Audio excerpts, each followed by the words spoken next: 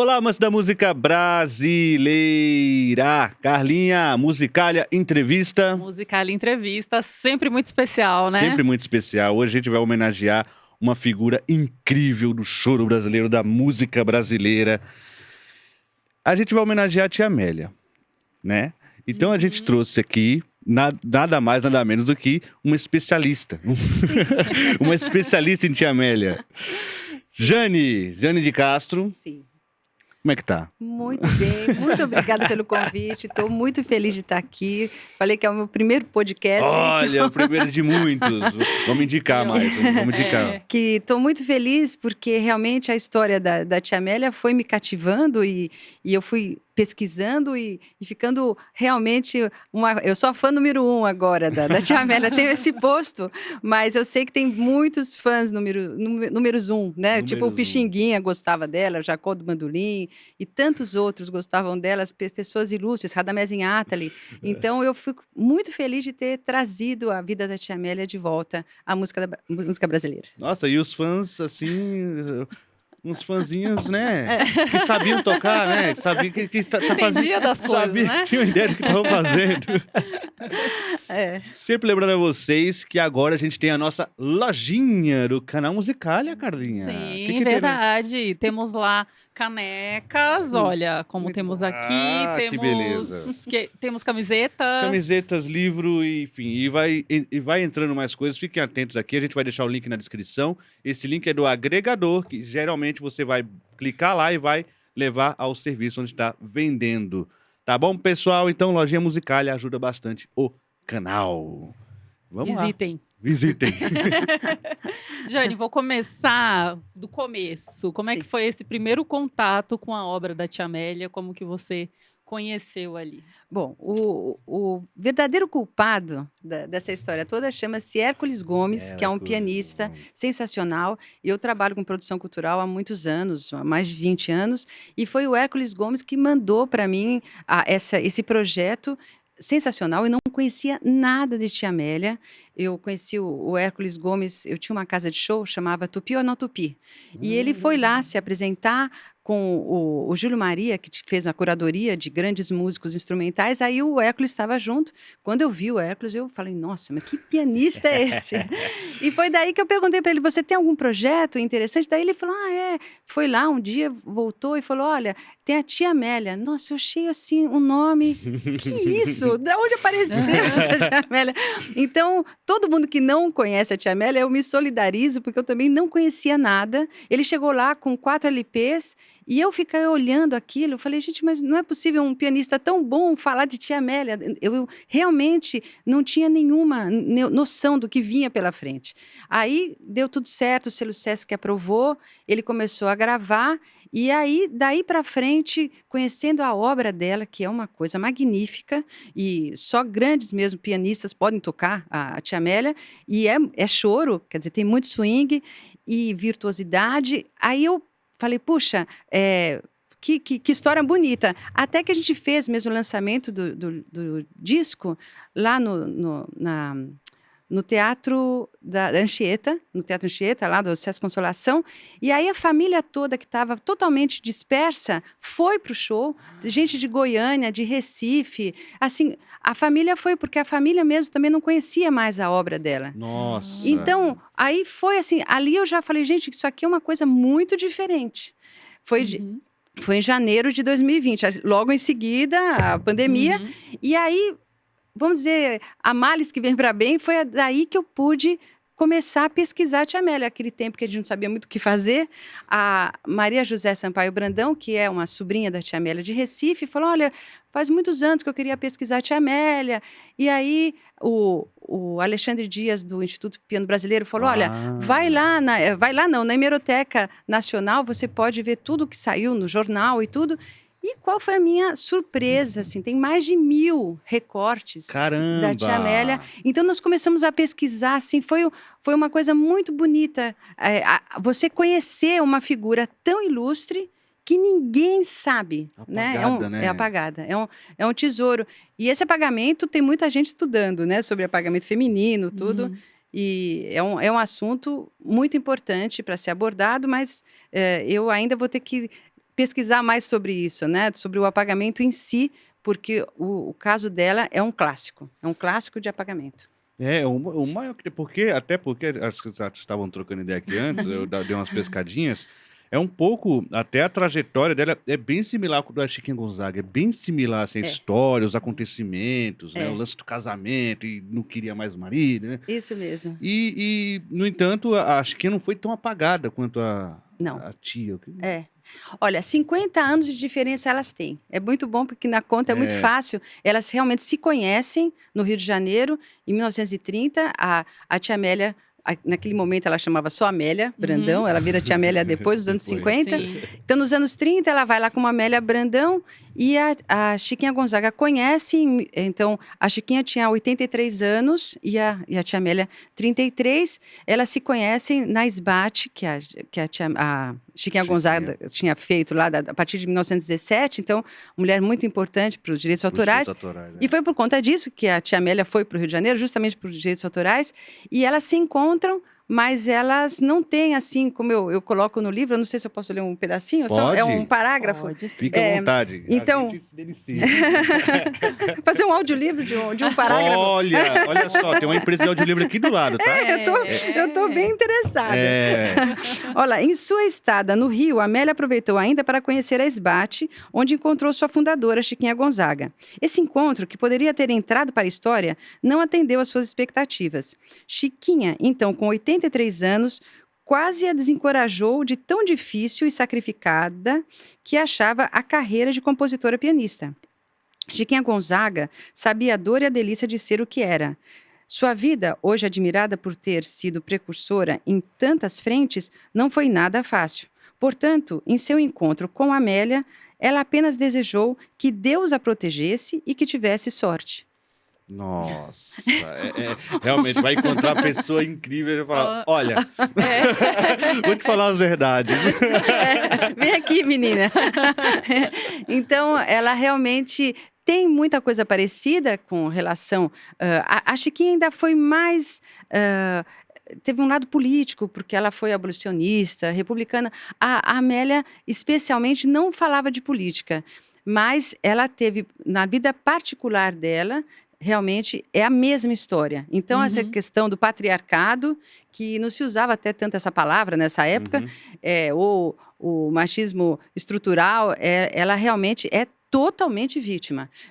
E a história muito importante na vida da tia Amélia é que, ao invés de ter separado do marido, ela contou para o mundo que ela era viúva.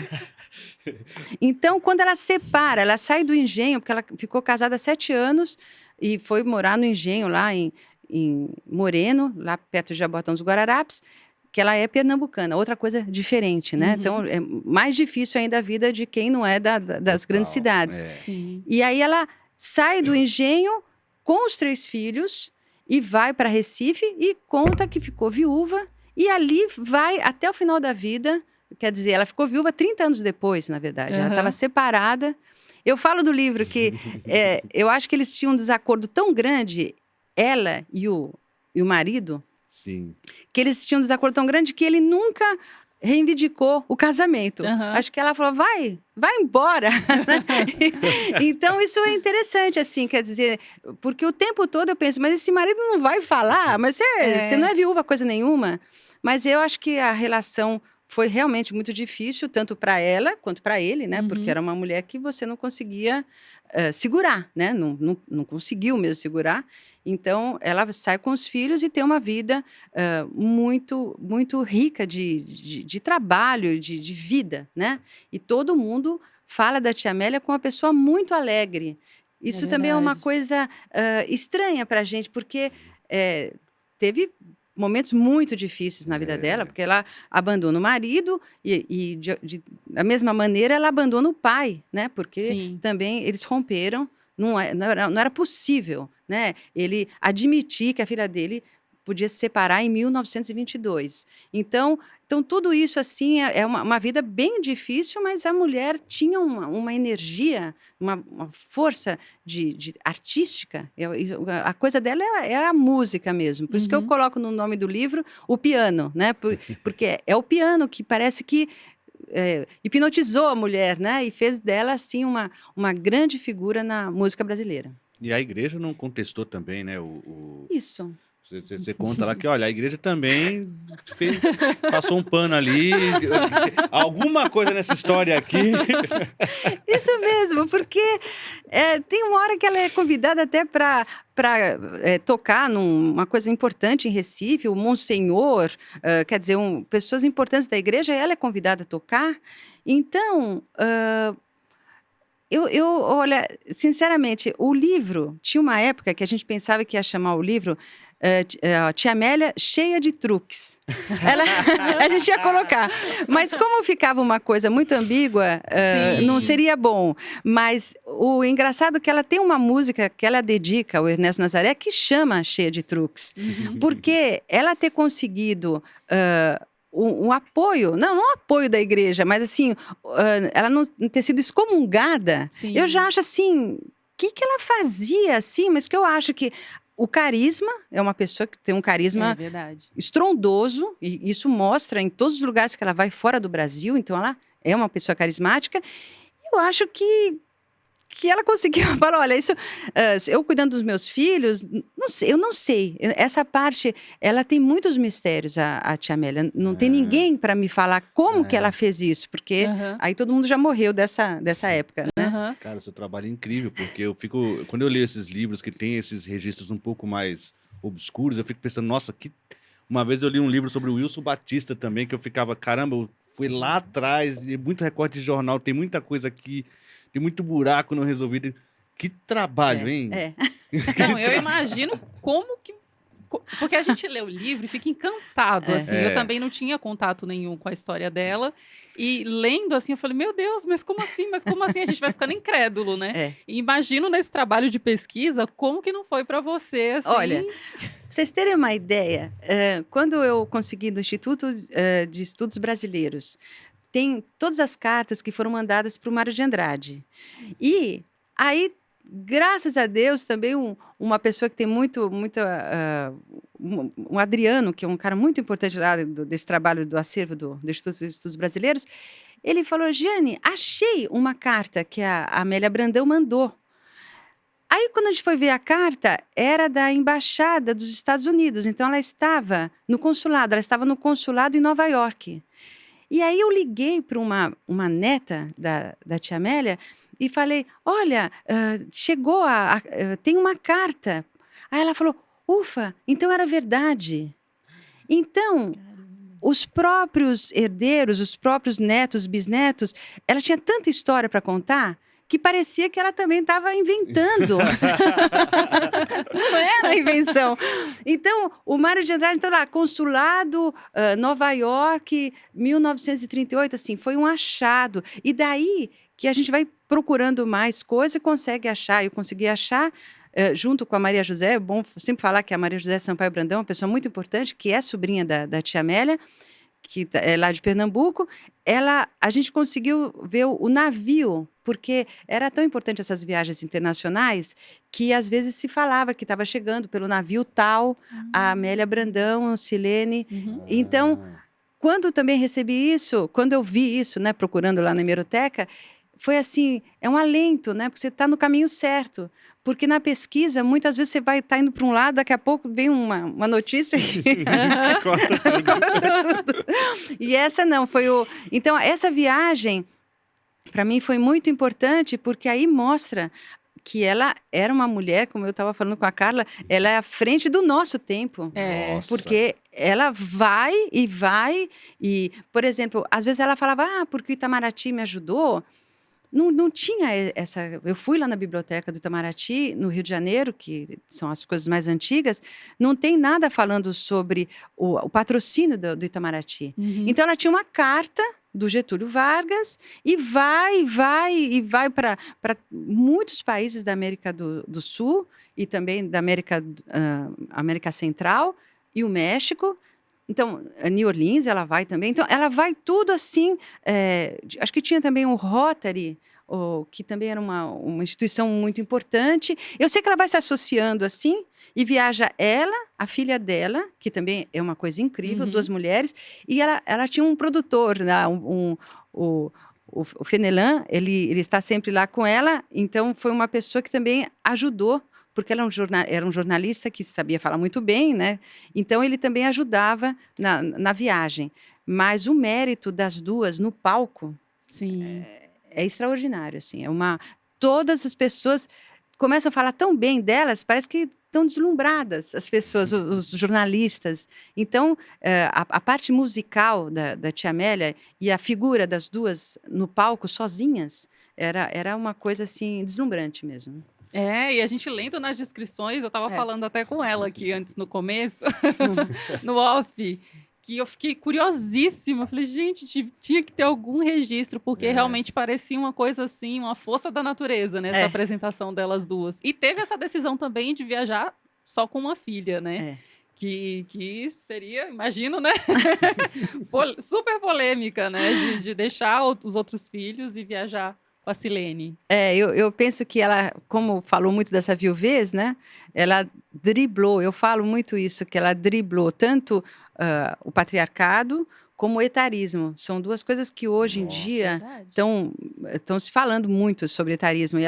E ela driblou como ninguém, porque o patriarcado com essa questão da viuvez, porque essa viagem que ela fez internacional durante 5 anos fora do Brasil, e o pai da Silene estava vivo lá em Jaboatão dos Guararapes. Então, ela conseguiu viajar com essa ideia, porque né, eu acho que falava que era viúva, todo mundo sabia que era, né?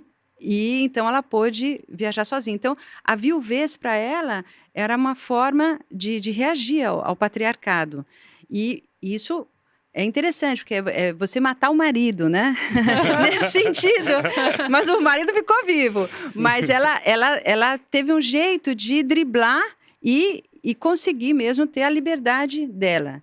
Então, isso eu acho que o que as mulheres fazem, né, para conseguir essa liberdade. Porque quando ela casou, o pai que trouxe o marido para ela, ela não escolheu.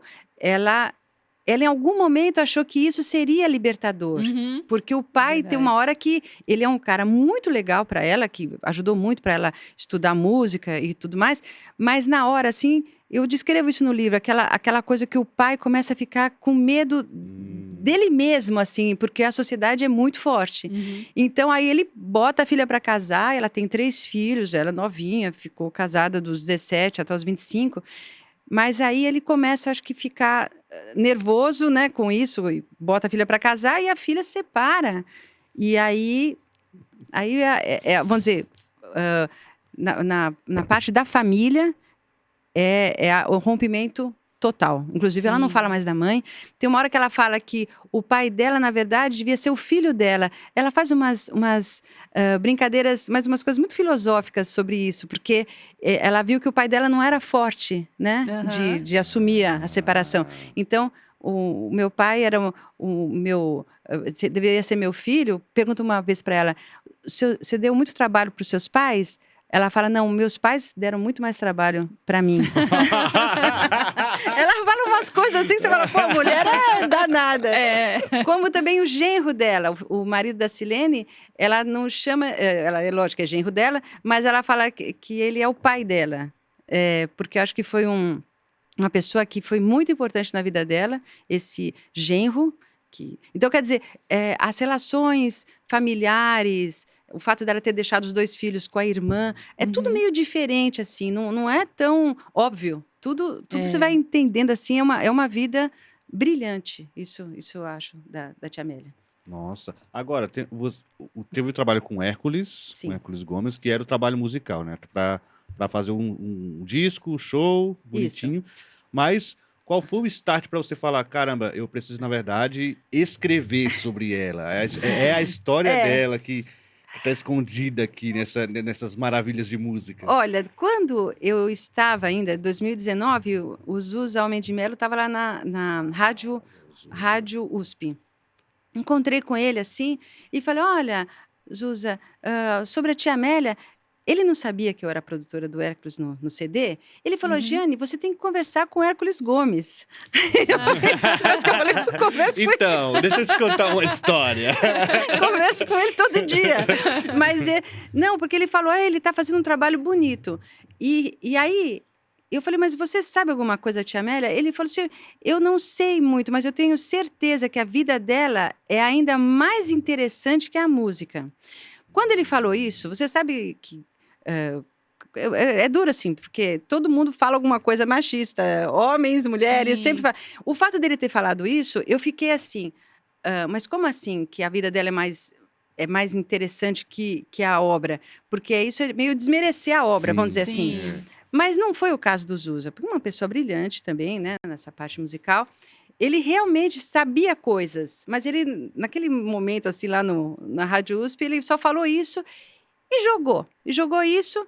Aí, quando teve a pandemia, que a sobrinha dela, a Maria José Sampaio Brandão, me liga, falou, vamos, em maio ela ligou, vamos pesquisar? E também eu não sabia como pesquisar naquele tempo que era tudo difícil. Aí foi só a hemeroteca que nos salvou, porque ela realmente foi tem muitas reportagens sobre ela. Então, daí começamos a fazer isso. Foi 2020. Daí, em 2022, eu escrevi no edital... Eu só falo de edital de música. E tinha um edital de literatura não ficção, do PROAC 2022. Aí eu já tinha estudado muito já, quando eu fiz aquela coisa, todo objetivo, justificativa. Tinha que escrever 10 páginas do livro, mesmo, não exatamente do livro, mas... para você ver se a pessoa sabe escrever, né? Sim. Aí eu tive até uma grande amiga escritora, chama Nilza Rezende, que é do Rio, que é aquelas amigas que todo mundo precisa ter, né? Uma amiga que fala, não, isso está horrível, isso aqui está ótimo. É a pessoa muito sincera. Ela é escritora e ela falou, eu mandei uma primeira coisa, ela falou, nossa, Jeane, você precisa pegar o tom da coisa.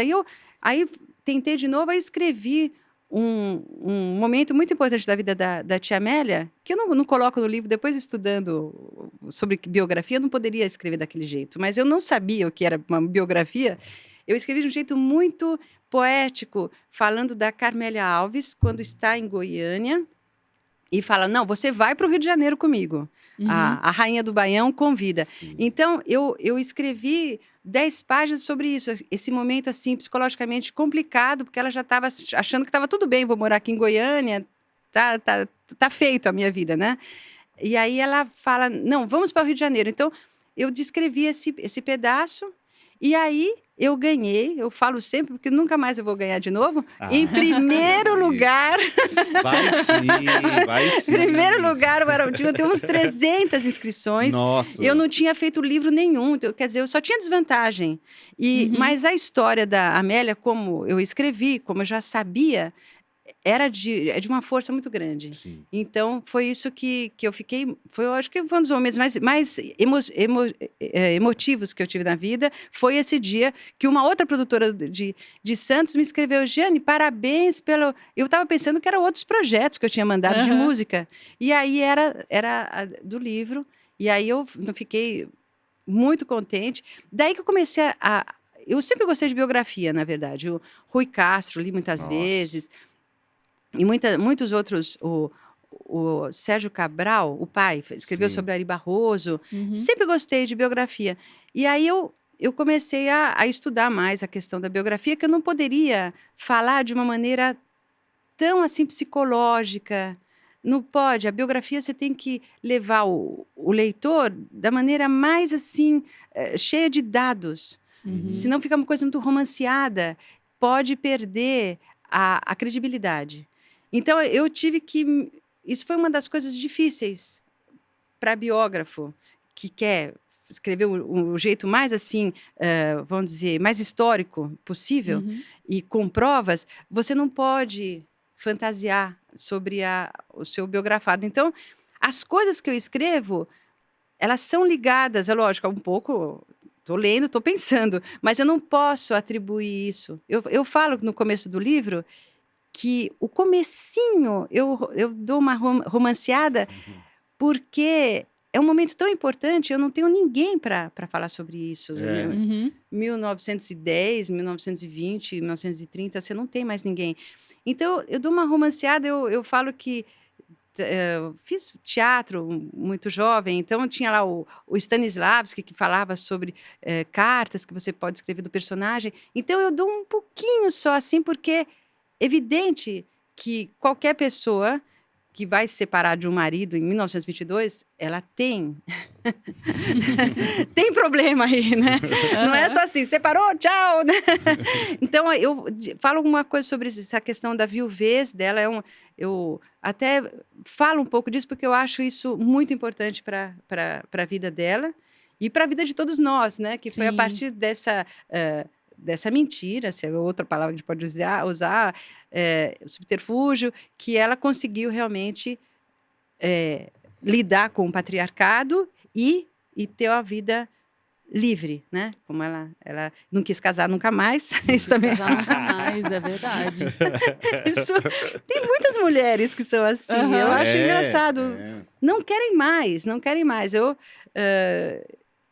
acho incrível mesmo. Fica mesmo com receio, né? Da vida particular, estragar a sua vida de Sim. profissional, né? Então, ela não casa mais e... Então, foi tudo isso, assim, a questão da biografia apareceu e eu como estou falando, não tinha escrito livro nenhum. Eu fiz jornalismo, mas escrever livro é um pouco diferente. Sim. Porque eu falo, eu estou acostumada à corrida de 100 metros, né? Isso aqui é uma maratona, né? Sim, Exatamente. verdade. Então, você tem que ter uma paciência, é uma coisa muito difícil, ainda mais quando você tem tantas informações, colocar isso no livro que seja agradável, porque você não pode só ticar, né? Ah, tem que falar disso, falar Sim. daquilo. É. E isso foi um momento muito, muito importante e difícil. Eu Já- imagino que tanto as informações quanto os mistérios, né? É. Fala assim, meu Deus, Como é que eu preencho essa... Nossa, É. cara. É difícil, mas e realmente os últimos capítulos, que eu também tinha um problema do prazo, porque Uhum. o edital tem essa questão de 1 ano, então é uma coisa que você não pode, né? Ai, tá difícil, você não pode. Tem que concluir. Tem que concluir. Então, os últimos 3 capítulos, foi interessante, eu acabei o último, porque o último eu tinha noção do que era, que é Uhum. justamente a morte dela, é evidente, Sim. né? E o ressurgimento dela pelo Hércules Gomes. Uhum. Isso já é fantástico, só isso já é uma história linda. Agora, o penúltimo e o antepenúltimo capítulo, aí eu tinha que colocar tudo, né, que faltava. Então, isso foi um momento bem, bem difícil de finalizar, né, uma obra. Mas talvez outras pessoas tenham outras dificuldades, né? Mas assim, o finalzinho para mim, assim, o prazo foi bem difícil. Nossa. Mas eu leio o livro e juntamente tem que falar muito bem do Bruno D'Abruzzo, que é Sim. o editor da tipografia musical. Ele foi uma pessoa muito importante, que depois que você escreve tudo, tem que ter o editor para ficar falando, não, isso aqui não precisa, isso aqui vai mudar algumas palavras. Ele tem um trabalho maravilhoso comigo, você teve uma... Não sei se é paciência, mas assim, ó, ele foi muito, muito presente nas últimas 3 semanas, a gente ficava o fim de semana todo juntos, para a gente finalizar, por causa do... Ele ajudou bastante, assim, para o livro ficar mais amigável, né? Sim. Então, ele tem um trabalho bonito. E então, agradeço sempre. Não sabia que editor era tão importante. Ah, olha só. É muito, muito importante. Então essa é a grande... Os desafios, Os né? Os percalços. Sim. Nossa, sensacional. Jane, agora a Amélia, a tia Amélia, vive muito tempo como Amélia Brandão. E aí, depois ela adota o tia Amélia e tem o truquezinho da idade aí junto também, né? Que ela dá Isso. uma driblada. Não, é interessante que ela mente a idade para mais. Isso também eu acho... É genial. Isso é de Isso é fora da caixa. Completamente fora da caixa. Ela tinha cabelo branco, isso aqui não foi... Eu fiquei com cabelo branco, assim, assumi meu cabelo branco em 2018. Então, não sabia que ia acontecer tudo o que aconteceu. E aí eu fui deixando aquela coisa difícil, o cabelo vai ficando horrível, aquelas mechas. Então, ela já tinha esse cabelo branco quando ela resolveu ser Tia Amélia, quer dizer, quem batizou foi a Carmélia Alves. Quando tira ela de Goiânia e leva para o Rio de Janeiro, ela fala, não, agora você é a Tia Amélia.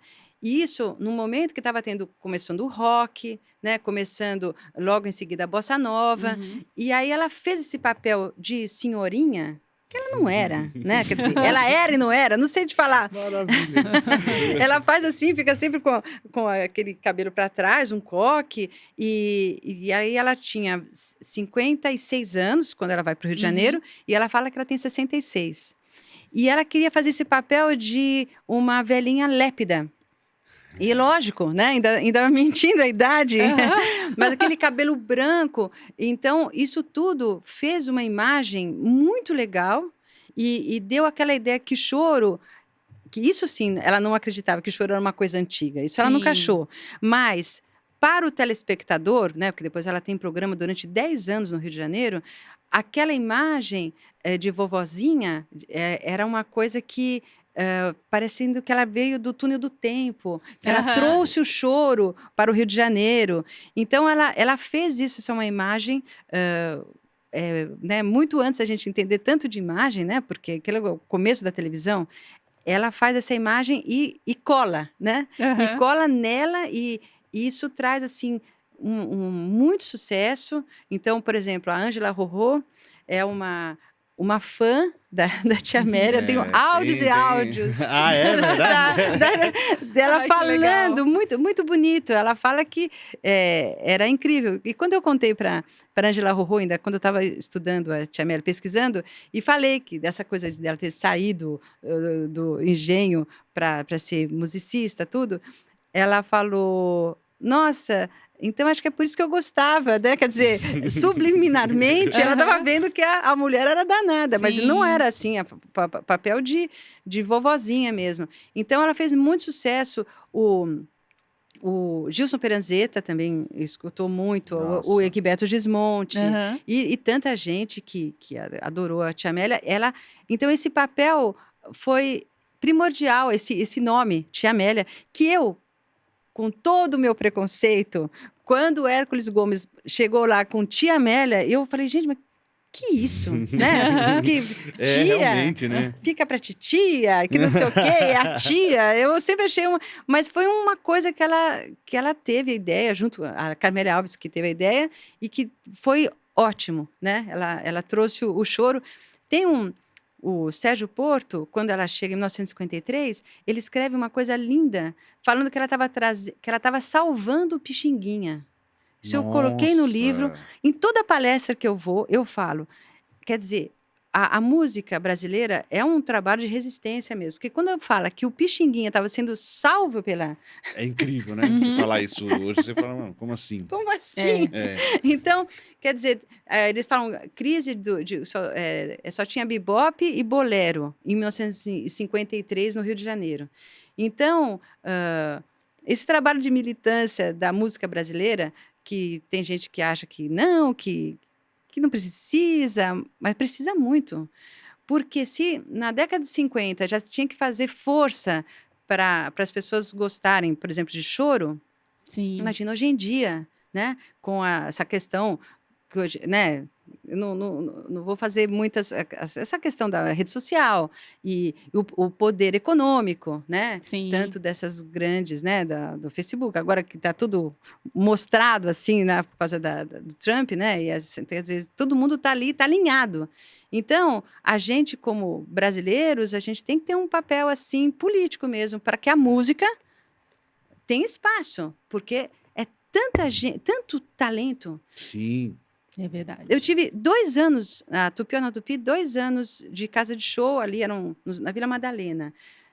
Olha, não parava de vir coisas boas. Assim, 2 anos de programação, sem parar. Então, aqui, né?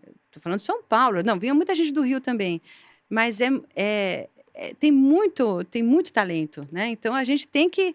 Estou feliz de estar aqui. Falei que já é um trabalho de resistência de vocês também, mas é por isso mesmo. Precisa ter a gente ocupar espaço. Acho que nós não podemos assim titubear, não, porque a indústria cultural ela é forte, né? Então por isso que, né, a gente fala tanto agora da Fernanda Torres, né? Porque realmente muda, né, o patamar do cinema brasileiro. E a gente aqui com música, a gente realmente não está atrás de ninguém, né? É incrível Nossa. isso, né? A gente não está atrás de ninguém. E teve o lance do Milton Nascimento lá, eu mais falo pro pessoal, gente, o Grammy que perde, né? Você tá louco. O Milton Nascimento ou o Grammy? Vocês estão brincando comigo. É isso mesmo. Precisa ocupar espaço.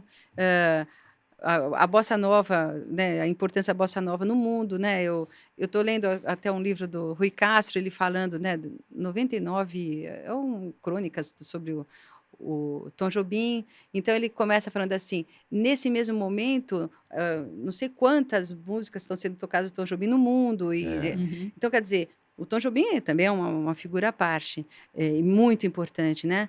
E a Tia Amélia, desde que eu comecei a fazer isso, aliás, não eu, né? Quem começou foi o Hércules Gomes. Ele tem um trabalho musical sensacional. Arrebata multidões, o Hércules tocando Tia Amélia, e não só ele, depois também o grupo de choro que também participou do projeto, e o Proveta, né, o Proveta, que fez os arranjos da banda de coreto. Então ficou tudo muito bonito, e tudo baseado na música da Tia Amélia mesmo, quando ela lançou em 1959. Então ela foi musicalmente ela é muito fora da curva mesmo, né? Então ela tem uma das músicas que chama Cuíca no Choro, que ela é linda. Então tudo isso assim, musicalmente ela era bem à frente do tempo dela, e foi muito conceituada, como eu falei. Falam que o Jacó do Bandolim era muito difícil assim de gostar de alguma coisa, e ele tem no YouTube 40 músicas que ele está do lado da Tia Amélia, e ele vai falando dos nomes da música dela, composições dela, e ela vai tocando.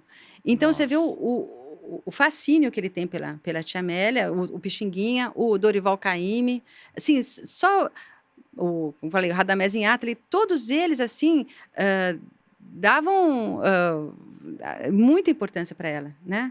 E ela morre em 1983, que não é tão longe, eu acho. E o apagamento imediato. Então, isso é uma coisa assim, não sei, é uma coisa tão estranha, né? Pela qualidade dela e pelo sucesso, inclusive na mídia, porque podia ser, não, mas é porque ela era lá de Jabotão dos Guararapes, ninguém sabia da importância dela, dando toda a importância a Jabotão dos Guararapes, não por isso, mas a gente sabe a importância da mídia. Quer dizer, 10 anos de programa. Jane, então, assim, ela teve essa questão também de fazer parte do dia a dia das pessoas, né? Com os programas de televisão, enfim. Então, você falando dessa questão do apagamento dela, é uma coisa meio doida, porque realmente ela estava ali fazendo parte e tinha, inclusive, aparentemente, assim, a gente lendo, percebe que tinha, inclusive, uma afetividade muito grande, né, com o público. A Luciana Rabelo, que é uma grande cavaquinista, ela falou que ela chama a Tia Amélia de Xuxa da vida dela. Então, que ela assistiu o programa durante 10 anos. Então, ela assistia e as pessoas adoravam falar que eram sobrinhos dela. Tinha uma brincadeira, assim. Então, essa questão afetiva que você falou é muito verdadeira. Era muito... o público tinha uma identidade com ela, né? Ele se identificava com essa tia que sabia tocar tão bem piano. Então, isso ela conseguiu. E o carisma, que muita gente fala. Por exemplo, eu fui conversar com o Ricardo Cravo Albim, que foi do Miss muito tempo. Ele falou para mim que ela, já na década de 70, ela já não estava com o programa, e ele convidou, ia ter uma reunião, ela chegou e tinha um piano lá, e ela começou a tocar. Todo mundo fala disso, que ela começava a tocar, o ambiente se transformava. Então, tinha um carisma e a qualidade musical, e isso atraía e foi muito importante para esses 10 anos de programa que ela teve na televisão, de 58 a 68, no Rio de Janeiro. Então, não tinha muito esses programas nacionais, né? Aham. Então, por isso que aqui a gente não São Paulo e outros estados não chegavam tanto esses programas. Mas ela participava de programas aqui de São Paulo, também vinha aqui para fazer Almoço com as Estrelas, essas Sim. coisas assim. Ela fazia, mas realmente o apagamento dela é, né, terrível por conta disso, porque ela foi realmente famosa. Tem um recorte de jornal que fala assim, que ela estava indo numa festa, ou seja, quando ela ia às festas, a festa era mais importante, entendeu? O que seria Aham. hoje o influencer, assim. Sim, é verdade. Dava um... Tia Amélia estará. Exatamente. Então, ela realmente foi muito, muito famosa. E para os contemporâneos dela, por exemplo, quando ela foi descoberta lá no Ciclube da Chave, que foi um local que só teve 2 anos no Rio de Janeiro, e foi muito importante, porque eram os boêmios, então o Vinícius de Moraes, Uhum. o Ari Barroso, e poetas, todos iam para lá depois da boemia, né? Depois de que eles já tinham se apresentado, eles iam para esse lugar. E a Tia Amélia estava lá, né? Em 53. E tem um jornalista da revista Manchete que fala que tem uma senhorinha ali, né? E fala, mas meu Deus, o que essa mulher está fazendo aí, né? E ela senta no piano e começa a tocar. E aí que vem também só elogios, né? E aí Uhum. já eram as composições dela. Porque é Sim. importante falar que no começo da vida da Tia Amélia, ela era folclorista. Então, ela fazia pesquisa de folclore e fazia, assim, umas fantasias, né, do folclore. Então, ela tocava de maneira diferente, pegava a música e depois transformava. Isso é o começo da vida dela. Quando ela fica em Goiânia, a partir de 1941... quando ela sai dos palcos junto com a filha, Sim. aí que ela começa realmente a se dedicar ao choro. E é um pedido do Ernesto Nazaré, porque o Ernesto Nazaré conheceu a Tia Amélia Olha só. e ela tocava muito bem o Ernesto Nazaré. Era uma música que ela sempre gostou. E o pai dela autorizava que ela tocasse Ernesto Nazaré. Ela só podia tocar os clássicos, né? Beethoven. O pai dela era... severo. E o Ernesto Nazaré era o único que ela tinha Era a alvará. exceção. Alvará, exatamente. Então, quando ela vai conhecer o Ernesto Nazaré em 1930, ela toca e ele fica muito encantado, faz um sarau na casa dele. Então, ele realmente deu espaço para ela e falou, não deixa o choro morrer. Então, ele é uma pessoa que fez esse pedido que ela realmente acata nos anos 40, e aí em 53, quando ela vem para o Rio de Janeiro, ela realmente não deixa o choro morrer mesmo. Olha só, cumpre o que... E só Ernesto Nazaré, né, que pediu, só ele. Só essa pessoa. Pois é. Eu vi no Instituto Piano Brasileiro, agora, um post assim, quem que você gostaria que voltasse à vida? Se pudesse recuperar. Aí lá do Instituto Piano Brasileiro colocou o Ernesto Nazaré, assim, porque realmente é uma figura, né, musicalmente, assim, é um sucesso até hoje, né, realmente todo mundo, né, todo mundo conhece. Poete Cavaquinho, né, o pessoal toca, né. Odeon. Odeon é interessante falar que a Tia Amélia, lá em Recife, também fazia parte do cinema, igual teve o Odeon, né? Que ele fazia parte do Cine Odeon no Rio. Sim. E ela foi maestra lá em Pernambuco, no Cine Ideal. Então, ela fazia a mesma coisa. Ela tinha lá uma orquestra, que ela era regente e fazia os arranjos e tocava no Cine Ideal. Então, é muito parecido, assim, tudo que ela pôde se desenvolver, ela, né? Naquele tempo, no cinema, era muita coisa ela ser maestra. Foi por um ano e parou de ser maestra justamente porque ela foi para o Rio de Janeiro.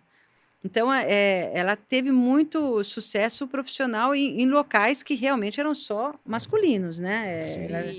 Então, ela realmente não se dava conta que era uma mulher, né? E aí tem essa coisa dela não assim, se dizer feminista de fato, né? Apesar de... Sim. Apesar da história, né? De repente ela pós-feminista, ela. É legal falar que lá em Pernambuco agora tem bastante, tem o Instituto Tia Amélia, que essa sobrinha fez agora o ano retrasado. Então, eles têm muitos desafios, a Maria José e todo mundo tem muito desafio, porque a cidade natal é muito importante, né, para qualquer artista. Uhum. É onde realmente é o background dela, né? Então, e eles estão se organizando. Tem uma casa tombada da Tia Amélia, então, mas que está em ruínas. Então, tem que ter a prefeitura tem que se interessar e tem que é tudo muito caro essa parte, né, de restauração. Então, tem muita coisa ali, tem trabalho à beça lá em Jaboatão dos Guararapes, mas estão se sensibilizando para isso. Então, eu acho que, sei lá, daqui uns 4 anos, 5, muita coisa vai mudar, porque a cidade realmente tá pegando para ela a Tia Amélia. E isso, a gente foi em setembro agora de 2024, nós fomos, o Sesc Piedade, que é de Jaboatão dos Guararapes, foi o Hércules e todos os músicos. Nós pegamos avião, fomos para lá para tocar a música da Tia Amélia, foi muito emocionante. Foi até filmado.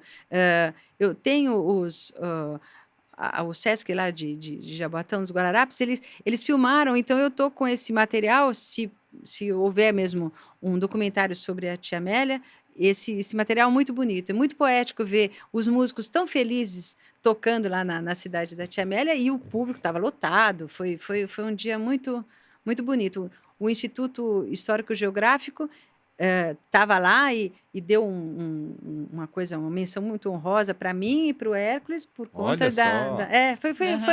foi realmente emocionante a nossa ida agora em setembro de 2024. Vai acontecer esse documentário. Tenho certeza absoluta. Tem que acontecer. Tenho certeza absoluta. E na década, por exemplo, a Tia Amélia pegou algumas transformações na música popular, que foi assim, turma do Jovem Guarda, turma da Bossa Nova. Qual era a relação dela com esse pessoal? Olha, o que eu acho que ela fez muito bem foi a questão da imagem dela, então ficava o pessoal da Jovem Guarda, o pessoal da Bossa Nova, e ela era do choro. Entendeu? Então, acho que meio dividiu assim, os segmentos, mas ela tirou proveito disso. Porque as pessoas, como ela era muito assim, muito assistida, então eu acho que era um espaço que ela conseguia manter, e durante 10 anos, em plena, como você falou, em plena Bossa Nova e Jovem Guarda, ela tinha um espaço dela na televisão. Caramba. Então, foi um jeito muito, muito, muito inteligente, né, de lidar com isso. Tem um prêmio lá em 1959 que ela ganha um prêmio no Rio de Janeiro junto com João Gilberto. Olha só! Então você vê que é tudo ao mesmo tempo. Caramba! É muito, muito legal isso. Ela conseguia essa questão do espaço, que hoje em dia a gente tem tão fácil, né, que a gente já com todo o desenvolvimento tecnológico, a gente entende bem do que é segmento, tudo, mas ela, de uma maneira intuitiva, ela conseguiu resolver lá o problema da imagem e da música. Sim, né? Então, e em momentos que o choro não estava nem tão É. à frente, assim, né? Não. O Jacó do Bandolim, ele morreu em 69, e ele falou, o choro não vai passar dessa década.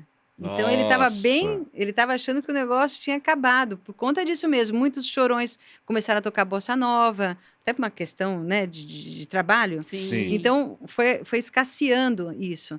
E ela continuou, porque ele morreu jovem, né, o Jacó do Bandolim, mas na década de 70 teve coisas que a Tia Amélia entrou no projeto 6 e meia do Rio. Então, aí o choro continuou, e até hoje, realmente... O gênero ganhou o ano passado, né, Patrimônio Imaterial do Brasil, o choro. Então, o choro realmente não morre, né? E grandes figuras como o Hamilton de Holanda, que divulga no mundo todo, o Yamandu Costa e tantas outras pessoas sensacionais aqui.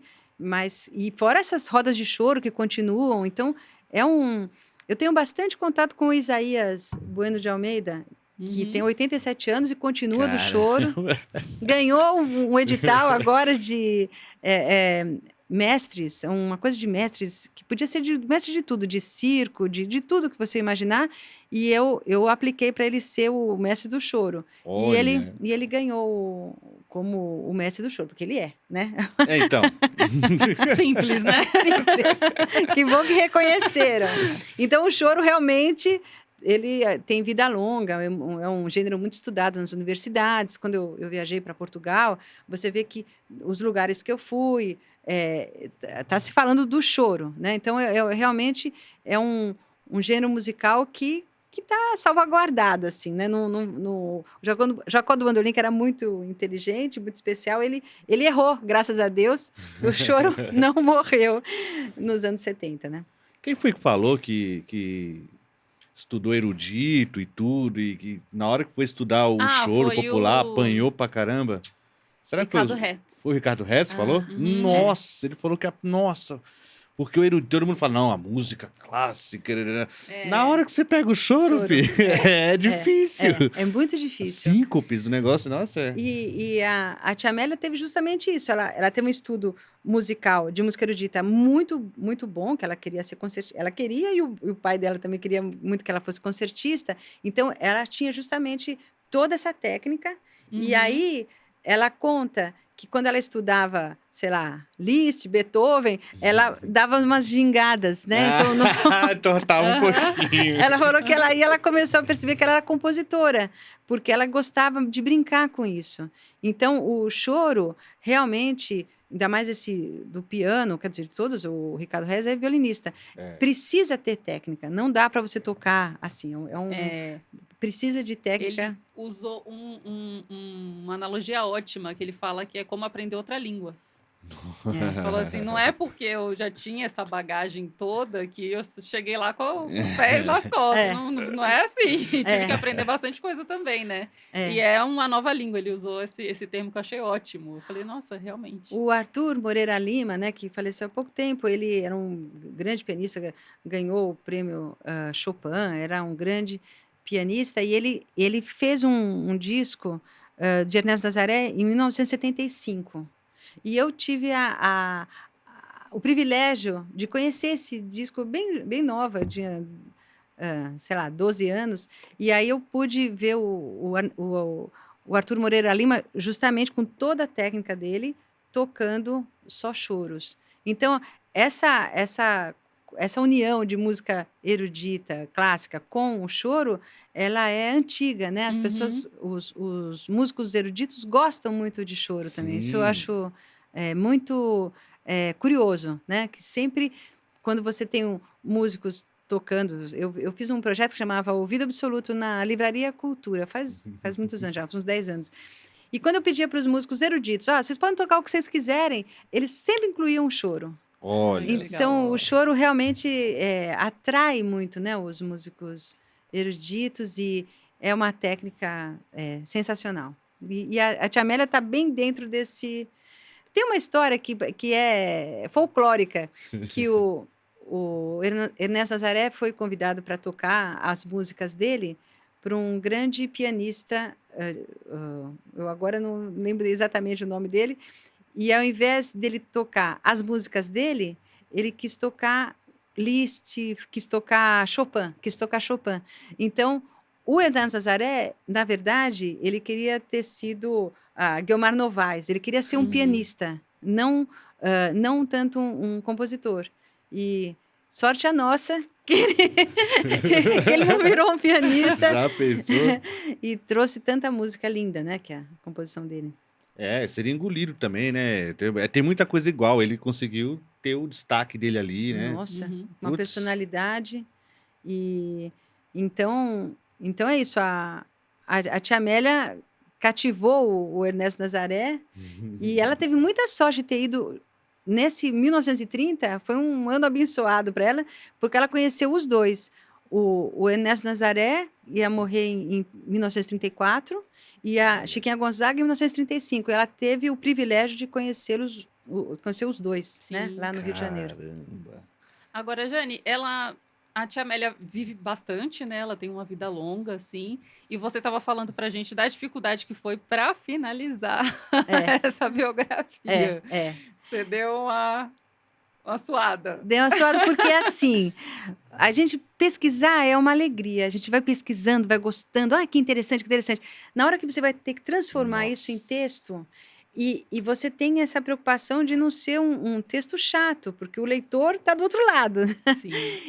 Então, é um momento difícil demais. E a finalização da obra, como tinham tantas coisas assim, não era mais uma história assim, porque ela já não estava mais tendo o programa dela de televisão.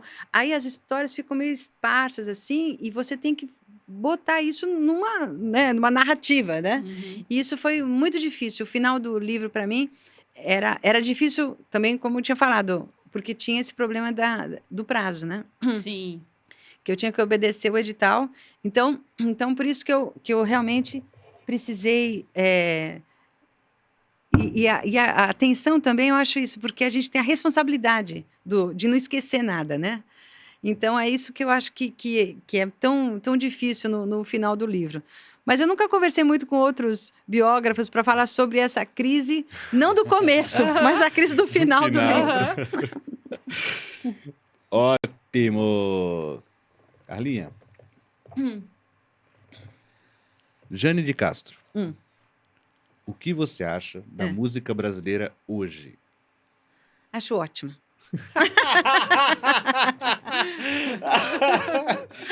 Acho ótima. Eu tenho... Bom, o mundo é muito grande, né? Isso que a gente nota com relação a qualquer assunto hoje em dia. Você vai falar uma coisa, ou alguém fala o nome de uma pessoa que você não conhece, aquelas coisas todas. Mas eu tenho uma filha de 25 anos, né?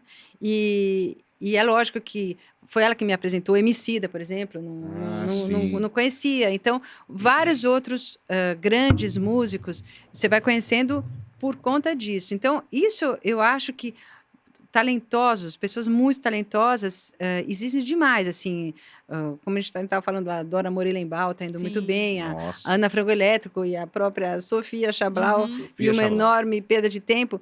Isso eu tenho contato por proximidade, né? Mas, nossa, eu acho assim, talentos na música brasileira, assim, é demais. Agora, o problema de como o espaço, né, em mídia, como a gente tem aqui, que é sensacional, porque é um trabalho de resistência, porque você vendo o que hoje é divulgado, isso sim, isso eu tenho muito a reclamar, né? Os espaços de televisão, de rádio, é um pecado, né? É um pecado. O que a gente ouve na rádio, assim, tem exceções, eu consigo escutar rádio, mas... por exemplo, olha que coisa louca, até vocês falaram do Ricardo Hertz, eu estava, toda vez que eu estou vendo a Rádio Cultura, por exemplo, e toca alguma música de pessoas que eu conheço, eu tenho o ímpeto de ligar, Paulo Bellinati, eu acabei de escutar sua música. Então você vê, se isso fosse uma coisa frequente, né, um espaço que você possa escutar essa quantidade de coisas, tanto de hoje quanto de ontem. Então, tem muito... Então, a música, especialmente brasileira, eu acho que não acaba a quantidade de talento. Então, por exemplo, o Hércules Gomes, né? Ele fez um trabalho tão bonito da Tia Amélia, mas ele é um compositor também. Sim. Então, se você vai escutar a música do Hércules, então você vê como tem qualidade e como tem gente boa. Então, eu não tenho nada para reclamar da música brasileira. Agora, dos espaços, de como a televisão e todos esses meios de comunicação têm, especialmente rádio também, que eu acho, né? Eu acho um pecado. Aí, se você quer falar sobre isso, eu falo que eu acho assim, é demais, né? Do que se falava lá dos anos 60, 70, todo mundo tão interessado em música brasileira. Então, hoje a gente tem um déficit, mas é de distribuição, de lugares para show, tanto música de câmara também, não tem mais espaço. Os músicos, em geral, reclamam muito de espaço para tocar. Então, agora, o talento musical brasileiro, eu acho assim, é irretocável, é maravilhoso, é sensacional. Sensacional! Jane de Castro. E conhece muito de música no geral também, né? Com certeza visitaremos para mais bate-papos. E hoje é uma homenagem aqui, Tia Amélia, essa figura maravilhosa que está sendo aqui né, trazida neste livro, que eu vou pegar aqui o meu. E, Isso. gente, procura para ler. Maravilhoso. Assim, ela falou muito com relação a esse desafio, né, de escrever de uma forma interessante, apesar de ser uma coisa muito ali, que tem que tá de acordo com a história o tempo todo, né? Documental, assim, dela. Um livro delicioso de ler, muito maravilhoso. A história é linda, né? Sim. Encantadora. E você fica cada vez mais surpreso com as iniciativas que ela teve para levar a sua arte. E uma delícia de ler, procurem. Maravilhoso o livro. Aí, onde é que a gente encontra, Jane? Faça Os só- livros, sim. Eu vou falar para vocês, tem a livraria Travessa, tanto São Paulo, Rio, eu tenho certeza que tem. Martins Fontes também.